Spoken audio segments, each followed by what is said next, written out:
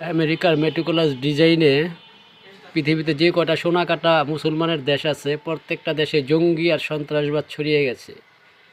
শ্রীলঙ্কার নেপালে সোনাকাটা মুসলমান না থাকার কারণে শ্রীলঙ্কা এবং নেপাল খুব দ্রুতই তারা স্বাভাবিক জীবনে ফিরতে পেরেছে।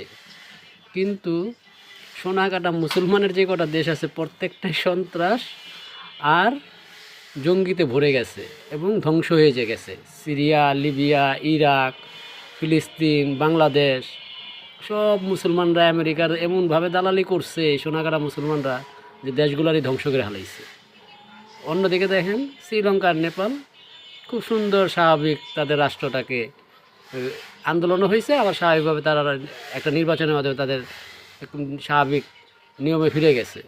কিন্তু যে কটা সোনাকাটা মুসলমানের দেশ আছে সব কটা আমেরিকার দালালি করতে গিয়া এমন চোদা খাইতে আছে যে এখন আর রক্ত হয় না, কিন্তু কেউ দেখানোর আর সুযোগ থাকে না।